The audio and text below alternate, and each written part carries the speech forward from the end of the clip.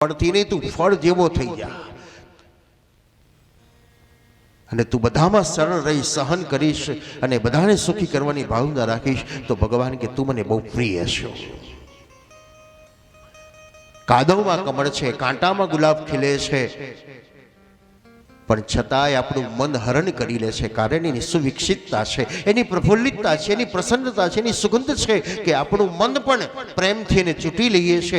એમ ભગવાન કે તું સંસારમાં સુખમાં દુઃખમાં માન અપમાનમાં આવી રીતે રે. યો મે ભક્ત સમય પ્રિયા. દુઃખમાં ડરવું નહીં, હિંમત ના હારવી. દુઃખમાં ડરવું નહીં, હિંમત ના હારવી. દુઃખમાં ડરવું નહીં, હિંમત ના હારવી. દુઃખમાં ડરવું નહીં, હિંમત ના હારવી. હરખે જીવનની થોડી હંકારવી. હરખે જીવનની થોડી હંકારવી. પ્રભુને સોંપી શુકાન, સુખ દુઃખ તો આવે સંસારમાં. પ્રભુને સોંપી સુકાન, સુખ દુઃખ તો આવે સંસારમાં. સુખ દુઃખ તો આવે સંસારમાં. સુખ દુઃખ તો આવે સંસારમાં. સુખસ્ય દુઃખસ્ય ન કોપી દાદા પરો દદાતિ કો બુદ્ધિરેશા. અહમ કરોમિતિ વૃથાભિમાનો. કોણ કોને સુખ આપે છે ને કોણ કોને દુઃખ આપે છે? બોલો. તમે કોઈને 1 લાખ રૂપિયા આપ્યા સુખી થવા માટે, પણ એની અપેક્ષા 5 લાખની હતી. તો તમે તો એને 1 લાખ રૂપિયા આપ્યા સુખી થવા માટે, પણ એને તો 5 લાખ જોઈતા હતા એટલે દુઃખી થયો. પણ લાખ રૂપિયા શું કરવાનું? 5 લાખ જોઈતા હતા. તમે કોઈને દુઃખી કરવા માટે લાખ રૂપિયામાં 1 રૂપિયો ઓછો આપ્યો, પણ એ તો ખુશ ખુશ થઈ ગયો, આનંદ આનંદ થઈ ગયો. કારણ એને કલ્પના નથી કે આટલા બધા રૂપિયા મને મળશે. તો મનનો સ્વભાવ છે. સુખ ને દુઃખ ઊભું કરવું એ આપણો સ્વભાવ છે. કુંતા સ્તુતિ. પ્રભુના ચરણમાં શું અર્પણ કરવું, શું છે? શ્રીમદ વલ્લભાચાર્ય કહે છે, અધરમ મધુરમ વદનમ મધુરમ નયનમ મધુરમ હસિતમ મધુરમ. તો આપણા કમળ નેત્ર સમાન એક આંખને અર્પણ કરો, કાન એ પણ કમળ સમાન એ પ્રભુના ચરણમાં અર્પણ કરો. આપણા હસ્ત એ પણ કમળ સમાન પ્રભુના ચરણ અર્પણ કરો. અને નમસ્તે પંકજાંજલિ. આ એકાદશ ઇન્દ્રિયો જ્યારે પ્રભુના ચરણમાં અર્પિત થાય છે ત્યારે ભગવાન ખડખડાટ હસે છે. શું અર્પણ થઈ શકે? તો વંદન. કુંતામાએ પ્રભુના ચરણમાં અર્પણ કર્યું. પોતાની એકાદશ ઇન્દ્રિયો અર્પણ કરતી હતી. આપણે બધું અર્પણ કરીએ છીએ, પણ ક્યાં બેંકોમાં જઈને અર્પણ કરી આવીએ છીએ. ભાઈ મારી આટલી ડિપોઝિટો સાચો, લોકરમાં દાગીના મૂક્યા, એ ડોક્યુમેન્ટો બધું જમા કરાવી દઈએ ત્યાં. તો આ એક મોટી બેંક બતાવે છે.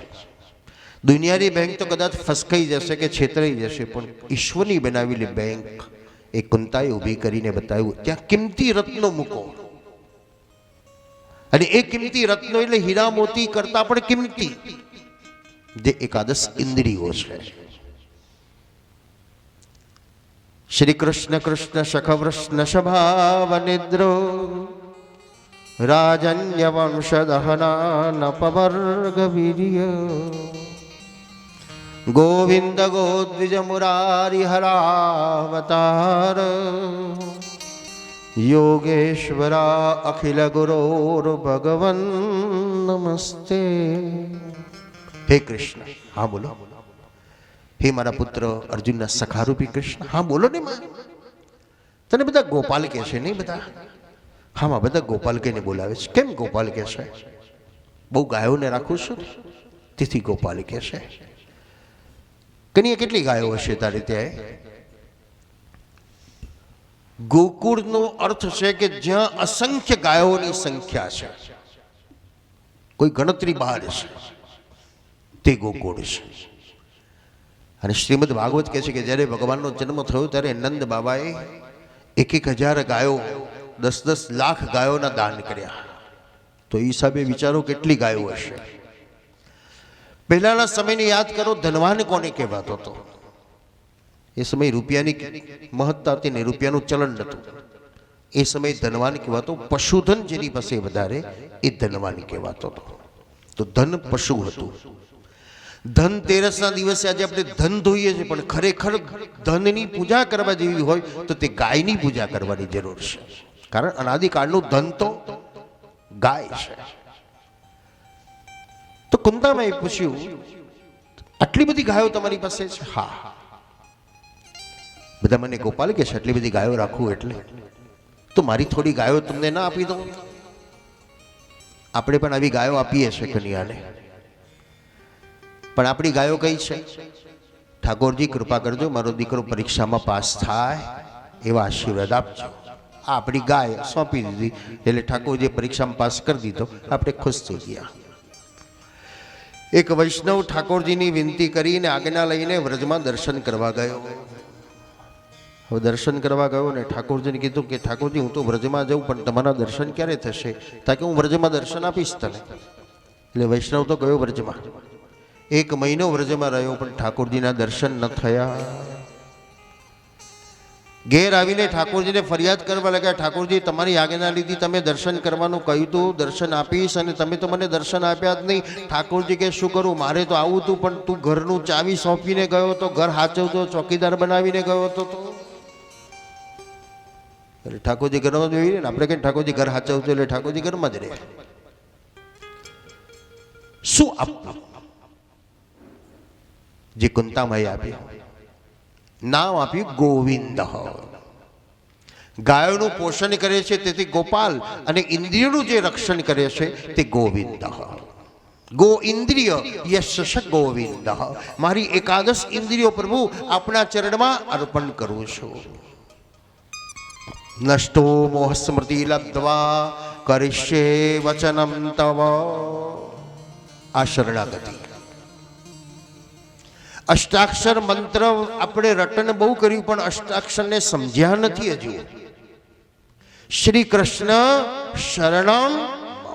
તુલસી પત્ર કે તુલસી દલ તમે પ્રભુના ચરણમાં અર્પણ કર્યું એટલે તમે તમારું સર્વસ્વ અર્પણ કર્યું. સર્વસ્વ એટલે પાછું કન્ફ્યુઝ થઈ જઈશું આપણે. છોકરાને પૂછવું પડશે નહીં, એના તો આપણે ચોકીદાર જ હતા ખાલી, અને ચોકીદાર જ રહેવાના છે. પણ મારું મેં સર્વસ્વ અર્પણ કર્યું. શું મારું? આ શરીર, મન, બુદ્ધિ, ચિત્ત, એકાદશ ઇન્દ્રિય પ્રભુ મેં આપના ચરણમાં સમર્પિત કરી. કારણ મારું શું છે? બાહ્ય દ્રષ્ટિમાં આપણું બધું જ છે, પણ આધ્યાત્મ દ્રષ્ટિમાં મારું આ શરીર મારું છે, શરીરની એકાદશ ઇન્દ્રિયો મારી છે, મારું જ હું આપી શકું ઈશ્વરને. કુંતામાએ પ્રભુના ચરણમાં અર્પણ કર્યું. હવે ચલાવો ગાડું, તમે બની જો. આશ્રિત બનવાની અનુભવ ક્યારેક ક્યારેક કરી લો, પરીક્ષા કરવાની નથી. એક સરસ એક્ઝામ્પલ બતાવું. 2 મિત્રો હતા, બંને શિક્ષક, પણ એક બહુ ભક્તિવાળો અને બીજો થોડોક વેપારી બુદ્ધિવાળો. એટલે એને બધું પ્લાનિંગ તૈયાર કરી દીધેલું, બધું ઇન્વેસ્ટમેન્ટો બધે કર્યા. 6 મહિના પછી રિટાયર્ડ થવાના બંને જણા. એટલે પેલા ભગવતીના ઘેર જઈને ચર્ચા કરવા લાગ્યા કે જો 6 મહિના પછી તું રિટાયર્ડ થવાનો, હું રિટાયર્ડ થવાનો. મેં તો બધું સરસ પ્લાનિંગ કરી દીધું છે. આ જગ્યાએ એટલું ડિપોઝિટો કરી, આટલું શેરમાં મૂક્યા, આટલા ફંડોમાં મૂક્યા, આટલું કન્સ્ટ્રક્શનમાં મૂક્યા, અને બધું વ્યવસ્થિત આવશે. ને ઓછું પડશે તો ટ્યુશનો કરીશ, અને ગાડું આપણું ચાલશે. તે કંઈ તૈયારી કરી કે નહીં? પેલો ભક્તિવાળો કહેવા લાગ્યો ભગવાન જે રસ્તો કરશે ખરો. પેલા સલાહ આપીને, સમાજ તો મીઠું મરચું ભભરાવનારા, વેવલો વેવલો જ રહ્યો હોય. તું હવે 6 મહિના પછી રિટાયર થવાનો, જો તારા દીકરા દીકરીઓ પરણાવવાના છે ને, તો ક્યાંથી બધું કરી શકે? પેલો કે ભગવાન છે, બધો રસ્તો કરશે. પત્ની પોતાના પતિને સમજાવે છે, જો તમારા મિત્રએ કેવી બધી વ્યવસ્થા કરી છે, આપણે તો કશું કર્યું નથી. આ ક્વાર્ટર ખાલી કરીને ક્યાં જઈશું? એક પ્રશ્ન છે પહેલો તો. પતિ સમજાવે શાંતિથી, જીવનના આટલા પ્રસંગો કેવી રીતે નીકળ્યા, તો ભગવાન કંઈક રસ્તો કરશે. સમય આવ્યો રિટાયર થવાનો, રિટાયર થઈ ગયા. લોકોએ 2-4 ભાષણો આપી દીધા, જરૂર પડે તો અમને યાદ કરજો. ટ્યુશન ક્લાસ કરવા હોય તો પાર્ટ ટાઈમની નોકરી કરવા મારે ત્યાં આવી જજો. પેલો શાંતિથી જાય છે. લાવતો હોય તો બધાને ગમે, પણ આજે તો ખાલી આવ્યો છે. એટલે પત્ની પણ સ્તબ્ધ છે, કારણ ભવિષ્ય વિચારે છે, હવે ક્યાં જઈશું. બાળકો પણ સ્તબ્ધ છે, હવે શું કરીશું. ધીરે ધીરે આવ્યા પતિ પત્ની એકબીજા સામે ઊભા છે, પણ બોલી શકતા નથી. શાંત વાતાવરણ છે અને એક યુવાન દોડતો આવ્યો. સાહેબ, મેં એવું સાંભળ્યું છે તમે રિટાયર થયા. હા, તો મારી એક પ્રાર્થના છે તમને કે મેં એક સ્કૂલ બનાવી છે, તમે એનું સંચાલન ન કરો. પેલો શિક્ષક સાંભળતાની સાથે અવાક બની ગયો, જેને 1 મિનિટ પછી શું થશે પ્રશ્ન છે, અને ઈશ્વરે એનો દરવાજો ખોલી નાખ્યો કે રિટાયર થતાની સાથે સામેથી એપોઇન્ટમેન્ટ આવી ગઈ. પત્નીને કીધું શું કરવું છે? પત્ની કીધું સ્વીકાર કરી લો. જેણે આખું પ્લાનિંગ કર્યો હતો એના જીવનમાં એ વિટમણા આવી ગઈ, એવો ફસાઈ ગયો કે બધું હતું એ ન હતું થઈ ગયું. યાદ આવ્યો પોતાનો મિત્ર લાવો, એની પાસે જવું. ગામડે ગયો તો ખબર પડી એ તો કોઈ સ્કૂલમાં પ્રિન્સિપાલનું કામ કરે, સેવા કરે છે. ત્યાં ગયો ને એનો વૈભવ જોયો, એની વ્યવસ્થા જોઈ, અને મિત્ર આંખમાં આંસુ સારીને કીધું, તું જીત્યો, હું હાર્યો. તને ઈશ્વરનો ભરોસો હતો તો તું જીતી ગયો, અને મેં પ્લાનિંગનો ભરોસો રાખ્યો, એમાં હું હારી ગયો. આજે હું તને કહું છું, તું મને મદદ કર. શરણાગત જે છે એની જવાબદારી ઈશ્વર લેશે, પણ આપણા ઉપર ડિપેન્ડ છે તો બધા છૂટી જાય છે.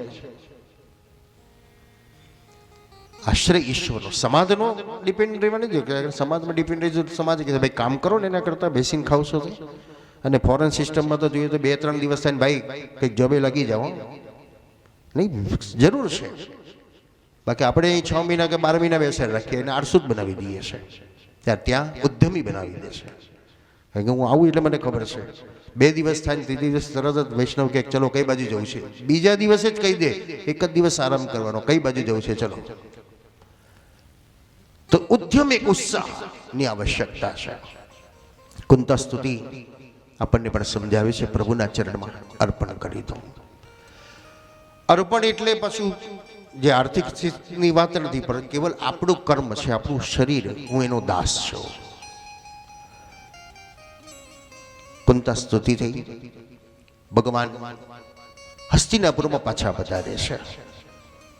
એ ફરી રિમોટ કંટ્રોલ આવ્યો. જુઓ, એક વ્યાસજીએ રિમોટ કંટ્રોલનો ઉપયોગ કર્યો. સુખદેવજી મહારાજને જંગલમાંથી ભણવા માટે, ભાગવત ભણવા માટે બોલાવી લાવ્યા. બીજો વ્યાસજીએ ઉપયોગ કર્યો. ભીષ્મ પિતામહે જેનો ઉપયોગ કર્યો.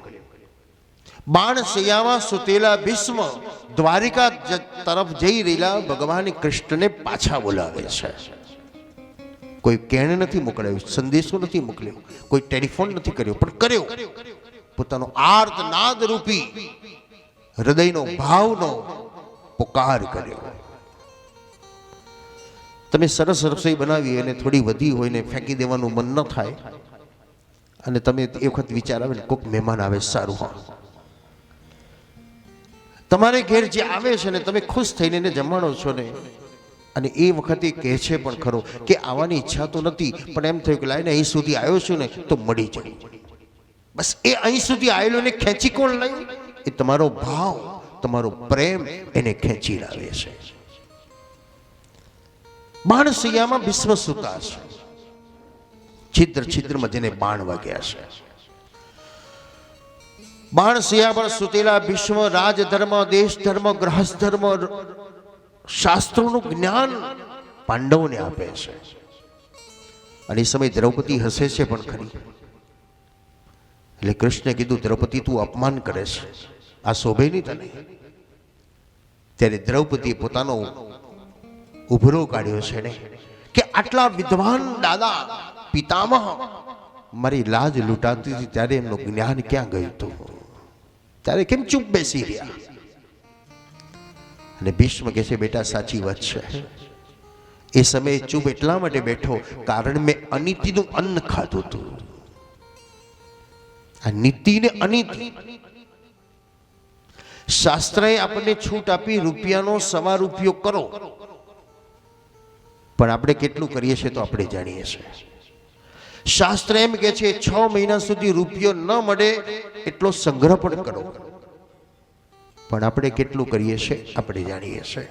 મને ઘણા ચર્ચાઓ કરતા હોય મારી સાથે, એટલે હમણાં એક મંદિરમાં મારી કથા હતી અને એમણે મને કીધું કે આ વખતે તમને ખોટ આવી.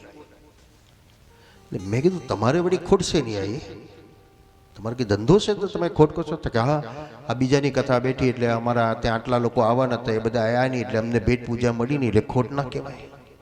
બસ આ પરિસ્થિતિ આજે ઊભી થઈ છે. પરિણામે ધર્મની અંદર છિન્નભિન્નતા આવશે. હવે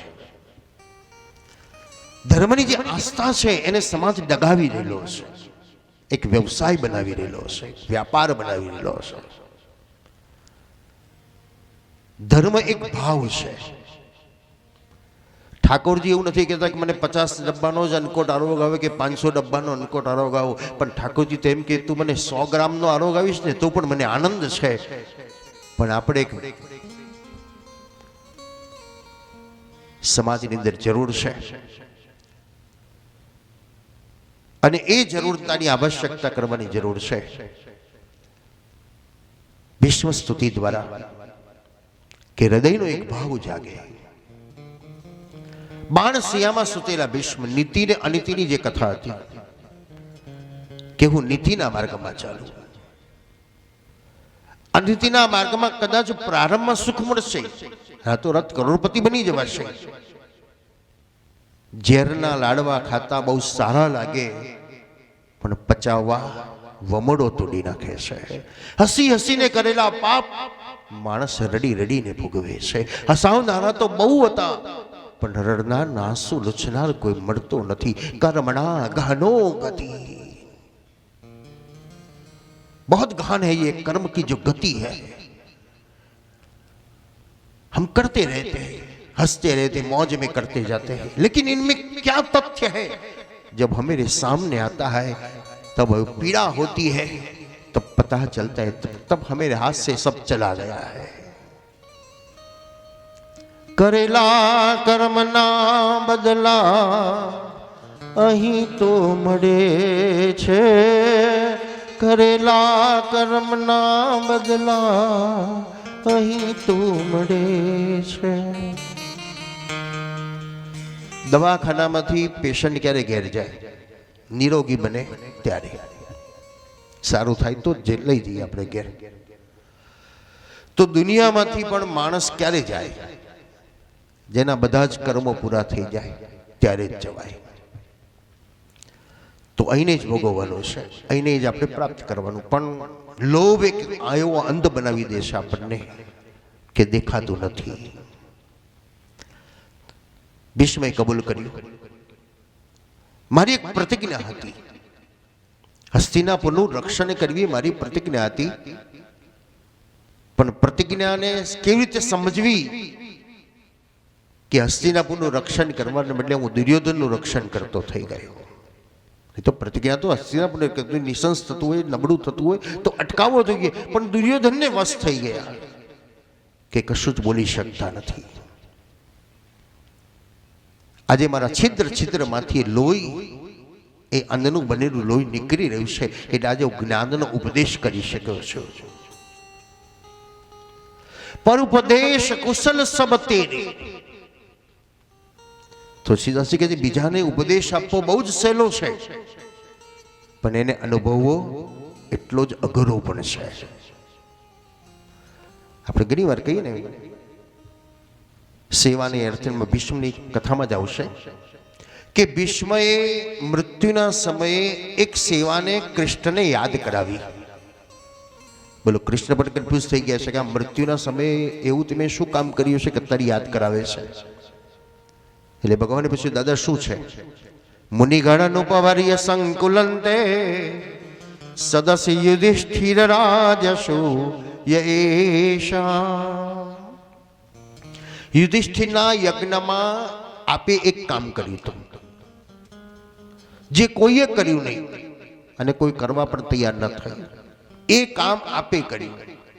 કેટલું સસ્પેન્સ રાખે, શું હશે, શું હશે કામ એવું?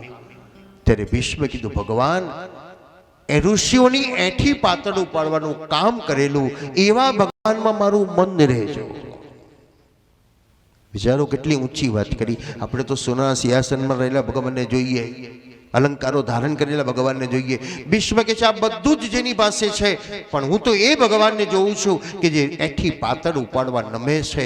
એનામાં કોઈ અહંકાર નથી, રાગ દ્વેષ નથી, ઈર્ષા નથી, નાના મોટાપણાનો ભાવ નથી. હું એવા ભગવાનમાં મારું મનને સ્થિર કરું કે હું પણ એવો બની જાઉં. સરળ સ્વભાવન મન કુટિલાઈ યથા લાભ સંતોષ સહાય. આવું સરળ બની જવું. ભીષ્મ જે સ્તુતિ કરે છે, બાણ સેયા પર સુતેલા ભીષ્મ ભગવાનને પુકાર કરે છે. આજનો મોબાઈલ જે આપણને અનુભવ કરી બતાવે છે, એની બેઠા બેઠા કેવો અમેરિકા વાત થાય છે. બોલો કેટલા ભરાડા પાડીએ છીએ આપણે. કોઈ જોડે વાળાને ન સંભળે એટલું ધીરે બોલી છતાંય અમેરિકા વાત જાય, લંડન વાત જાય. તો ભગવાન પાસે પણ આવી વાત જઈ શકે. તમારા અંતરમાં તમે બોલો ને તો એના કાનમાં સંભળાઈ જાય.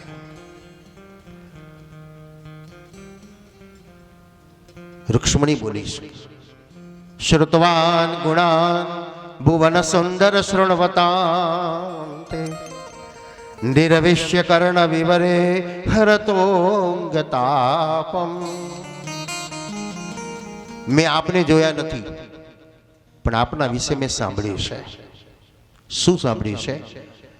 કે જાણે લોકો તમારા કાનમાં આવીને કહેતા હોય ને એવું તમે સાંભળો છો અને તરત એ ભક્તોના કામ પૂર્ણ કરો છો. અમેરિકા જેમ કાનમાં જઈને મોબાઈલ દ્વારા આપણે કહી દઈએ, એમ આપણા અંતરની વાત એ ભગવાનના કાન સુધી પહોંચાડે. એમ ભીષ્મએ આર્તનાદ કરે. ઇમરજન્સી દ્વાર છે આ. આપણે રોજ પ્રાર્થના કરીએ છીએ, એ તો રૂટીન છે. પણ જ્યારે કોઈ વિપત્તિમાં તમે પુકાર કરો ને ત્યારે તમારા હાર્ટમાંથી નીકળતો હોય, ભાવાત્મક નીકળતો આર્તનાદ, એ ઈશ્વર સાંભળ્યા વગર રહેતો જ નથી.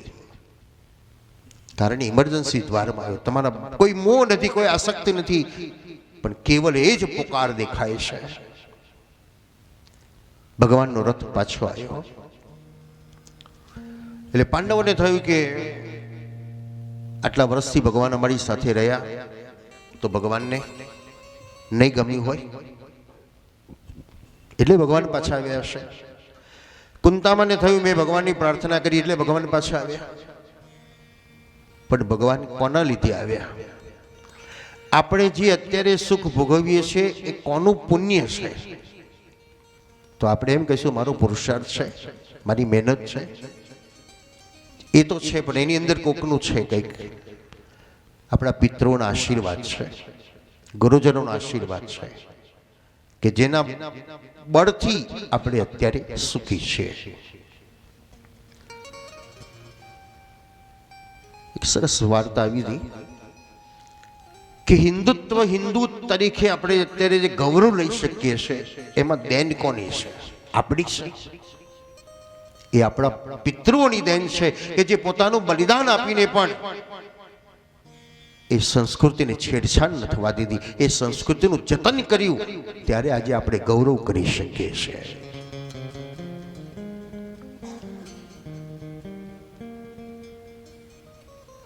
ભગવાન પધાર્યા. અહીં એક પ્રશ્ન થાય કે ભગવાન વિશ્વના ચરણ અગાડી કેમ ઊભા છે?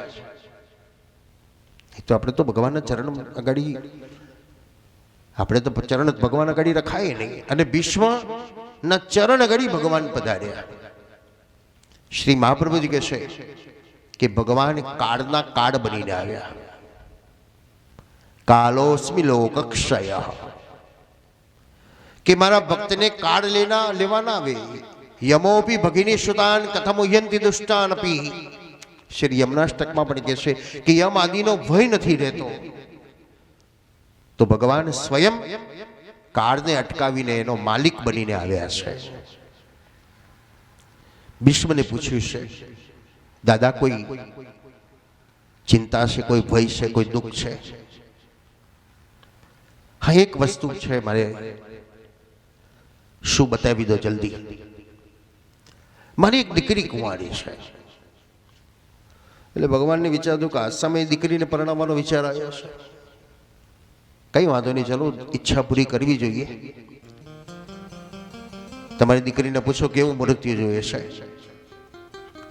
એટલે ભીષ્મે કીધું પણ મારી દીકરી એવી છે કે એને મૃત્યુ હાલતો ચાલતો નહીં હોય, ગમે તે લાઈન વરગાડી દો તો ના ચાલે. તો બતાવો એના ગુણ કેવા જોઈએ. ગુણવાન જોઈએ, બળવાન જોઈએ, ધનવાન જોઈએ, જ્ઞાનવાન જોઈએ, શીલવાન જોઈએ. ભગવાન વિચારો આટલા બધા ગુણવાળો ક્યાંક શોધવા છો. તમારી દીકરીને પૂછો, પસંદ કર્યો હોય તો એને જ લઈ આવું જલ્દી. ત્યારે ભીષ્મ બોલ્યા છે મૃત્યુ પસંદ જ છે તો બતાવો ને કોણ. તે આપ છો. કઈ મારી દીકરી છે. ઇતિમતિ રૂપકલ્પિતા હિ તૃષ્ણા ભગવતી શાશ્વત પુંગવે વિભૂમ્ની.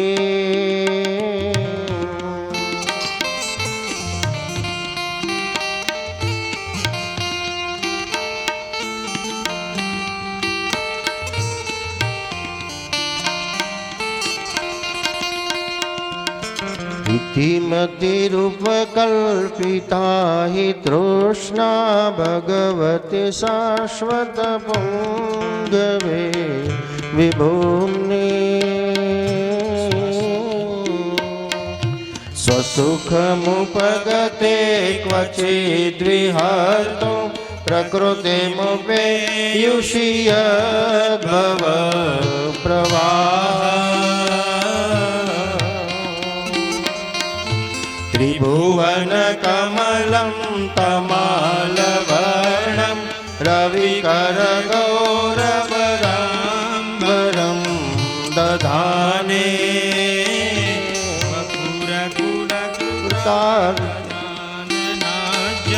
વિજય સખેરતિરસ્તુ મે નવદ્યા.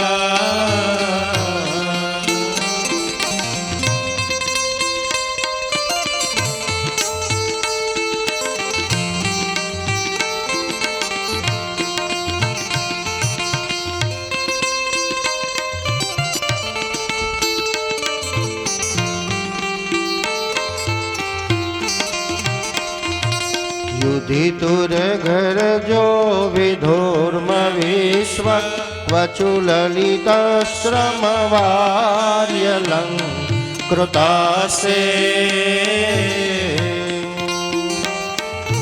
मम निशितरसे विभिद्यमान क्वचु विलसत् कवचेस्तु कृष्ण आत्मा.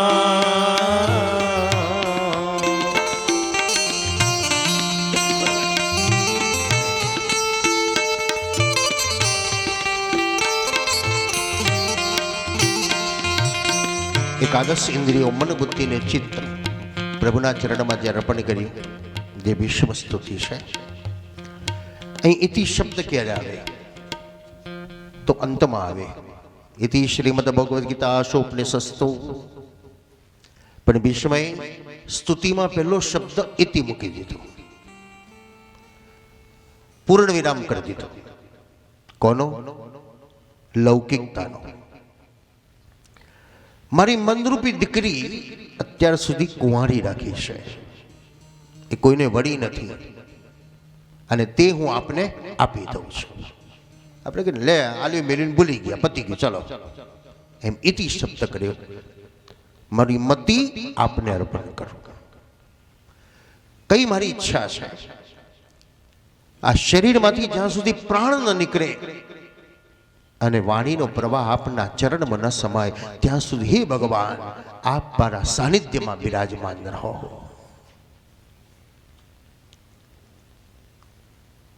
કેવું સ્વરૂપ બતાવ્યું છે. ત્રિભુવન કમલમ તમાલ વર્ણમ રવિકર ગૌરવરાંબરમ દધાને. ત્રિભુવનમાં આપણા જેવું કોઈ સુંદર છે ખરું?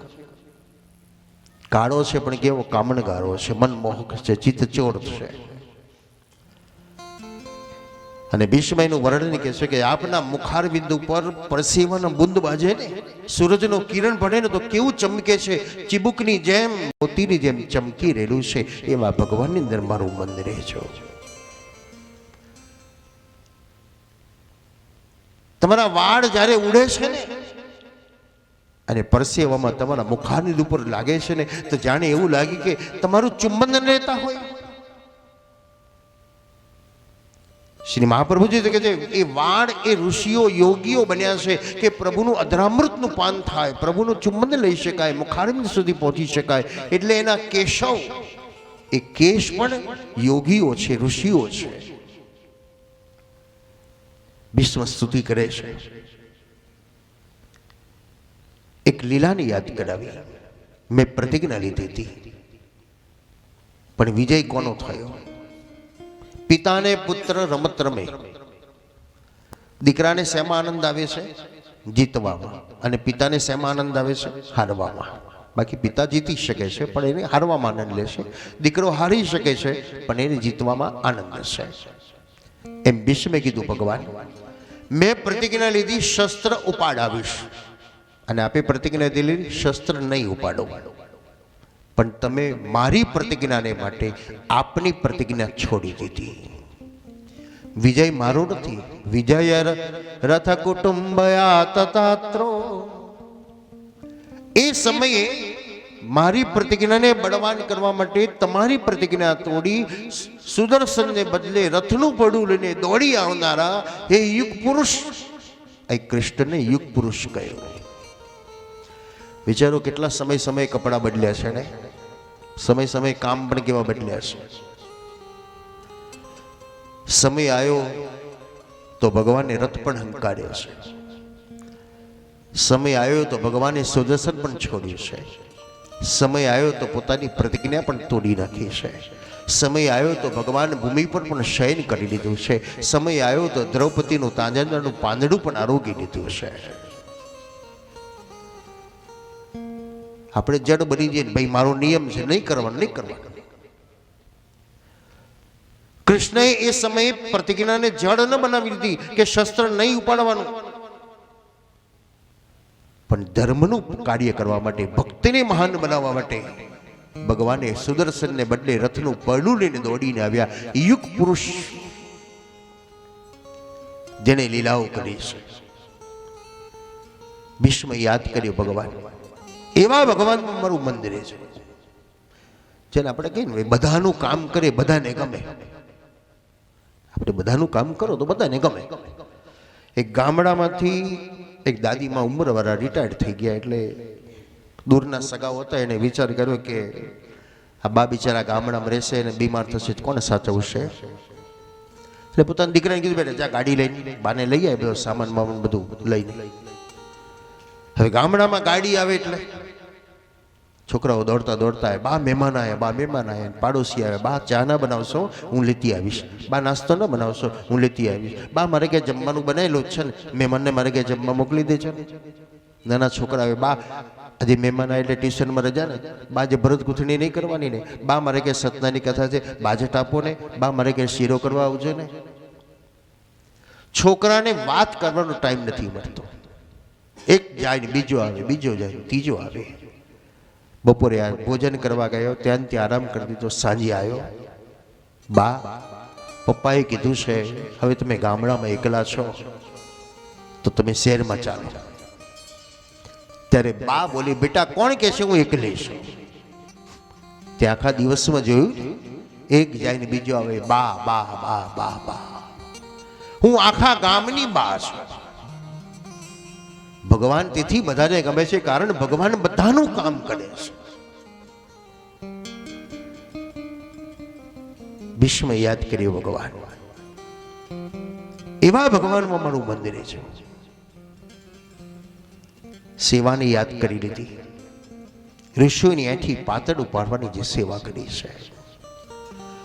સેવા એટલે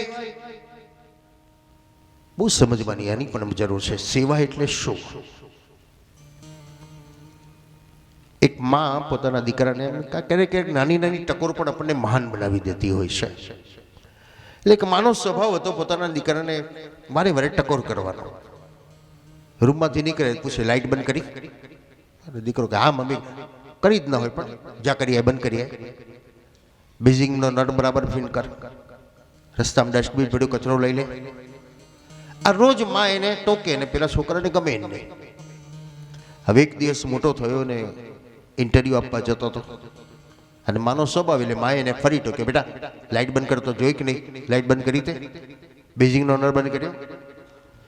દીકરો ગુસ્સે આવ્યો, ટાઈમ છે નહીં, આ બધું કરવા જઈશ તો ગાડી ચૂકી જઈશ તો જોબ નહીં મળે. જલ્દી જલ્દી બધું બંધ કરી આવ્યો ને ગાડી પકડવા ગયો. સીડી ચડી રહેલો છે, 4 માળની સીડી ચડવાની છે અને સીડી ચડતા ચડતા એને ભર બપોરે લાઇટ ચાલુ જોઈ. આજે માનો શબ્દ ટકોર થયો ને એટલે એને ગુસ્સો આવ્યો છે, આટલા બધા લોકો જાય છે પણ કોઈ લાઇટ બંધ નથી કરતો, લાવ કરતો. આગળ ગયો તો બેઝિંગ હતું ને બેઝિંગનો નળ ચાલુ હતો. એટલે એ પાછો બબડ્યો, જો ને લોકો આઈ જાય જુએ છે પણ કોઈ ચકલી બંધ નથી કરતું. પણ માનો ટકોર એને ચકલી બંધ કરાવી દીધી. હવે સીડી ચડતો ચડતો જાય ત્યાં ડસ્ટબિન વચ્ચે પડ્યું હતું. લોકોને ઠોકર વાગે પણ કોઈ ખસેડીને એને થયું કે લાઈને મૂકી દઉં. છેલ્લો નંબર એનો હતો. બધા જ ઇન્ટરવ્યૂ આપીને જતા રહ્યા હતા. નિરાશ થઈ ગયો. એક તો ઘેરથી જ મોડું થયું હતું, ટકટક ચાલુ થઈ હતી, રસ્તામાં પાછો અટકાયો. હવે છેલ્લો નંબર મારો, મને જોબ મળશે નહીં. છેલ્લું નામ આવ્યું, બોલાયો, ફાઇલ આપવા જાય અને સાહેબે કીધું બેટા તું સિલેક્ટ થઈ ગયો. છોકરો અવાક થઈ ગયો. તમે ફાઇલ જોઈ નથી, મારું ઇન્ટરવ્યુ લીધું, કઈ પૂછપૂછ કરી દીધી અને સિલેક્ટ કરી દીધો. ત્યારે સાહેબ બોલ્યો બેટા આ કેમેરો જો, આમાં તો સિલેક્ટ થઈ ગયો. આટલા બધા ઇન્ટરવ્યુ આપવા આવ્યા, કોઈએ બેઝિકનો નળ બંધ કરવાની ઈચ્છા ન થઈ, કોઈને લાઇટ બંધ કરવાની ઈચ્છા નથી, કોઈને વચ્ચે પડેલું એક બાજુ મૂકવાની ઈચ્છા ના થઈ ને તને જ થઈ. એટલે એનું અમે ઉપર અનુમાન વાદ્યું આ સંસ્થાને ડેવલપ કરશે અને કરકસર કરીને પણ બચત કરીને પણ સુશોભિત કરશે. ત્યારે છોકરાને માનો શબ્દ યાદ આવ્યો, માં તું મને રોજ ટકોરતી હતી પણ આજે એને એ ટકોરે તો મને સોનું બનાવી દીધું. ક્યાંક નાની નાની વાતો પણ જીવનમાં બહુ જ મહાન બનાવી દેતી હોય છે. એમ ભીષ્મએ નાની વાત પણ કેટલી મહાન કહી દીધી કે આટલો મોટો ભગવાન ઋષિઓની અહીંથી પાતળ ઉપાડે છે. રસ્તામાં છિલકું પડ્યું તો આપણે ઉપદેશ બહુ આપી દે, કોઈને આપશો નહીં, આ બધું બંધ કરી દો આપવાનું. જ્યાં ત્યાં નાખ્યા કોકનો પગ ભાગી જાય તો. પણ એ સમયે આપણને વિચાર આવે ખરો કે લાવો છિલકું પડીને એક બાજુ મૂકી દઉં તો આ સેવા છે. પણ આપણને ત્યાં વિચાર નહીં આવે. બોલીશું કરો, ભાષણ આપીશું, જેની નોંધ દુનિયા નથી લેતો પણ ઈશ્વર લે છે. આ બધી નોંધ દુનિયા નહીં લે પણ ઈશ્વર એની નોંધ લે છે કે એને આ રીતે આ કરી સેવા, આ સેવા કરી. સમાજને દેખાડવા માટેની કરેલી સેવાનો કદાચ ઈશ્વર નોંધ નથી લેતો પણ સમાજને નહીં ઈશ્વરને ધ્યાનમાં રાખીને જીવ માત્રની કરેલી સેવામાં ઈશ્વર ધ્યાન રાખે છે. ભીષ્મએ ધ્યાન રાખ્યું. વિચાર કરો, હજારો લોકો એકમાં કોઈએ યાદ ના કરે અને ભીષ્મએ એની નોંધ લીધી. બાણસિયામાં સતેલા ભીષ્મ પ્રભુના ચરણમાં સમાઈ ગયા. ભગવાન હસ્તિનાપુરથી દ્વારિકાપુરી તરફ વિદાય થયા. વર્ષો વ્યતીત થયા અને એક દિવસ અર્જુન હસ્તિનાપુરથી દ્વારિકાપુરી તરફ વિદાય થયો. ઘણા વર્ષે ભગવાનને મળવા માટે અર્જુન ગયો પણ આજે અર્જુન રડતો રડતો પાછો આવ્યો. યુધિષ્ઠિરે પૂછ્યું, ભાઈ કેમ રડે છે? શું તકલીફ થઈ? ભાઈ આજે મને અનુભવ થાય છે કે મહાભારતના યુદ્ધનો વિજય મારો નહોતો પણ મારો રથ ચલાવનારો ભગવાનનો હતો. કેમ? આજે હું છું પણ મારો રથ ચલાવનારો નથી. કોની વિશેષતા છે? કોની મહત્તા છે? માણસના ગયા પછી બધા જ એવું કે બહુ સારો હતો એ, પણ જીવતા કોઈ કહીએ ખરા આપણે એ તો બોલાતું જ નથી, કહેવાય જ નહીં, છન બળતો વરદાન. પણ પેલો બિચારો અધીરો હતો, સાંભળવા માટે પણ ન સંભળાવી શક્યા. કોની મહત્તા છે, કોની વિશેષતા છે? શરીર માધ્યમ ધર્મ સાધનમ.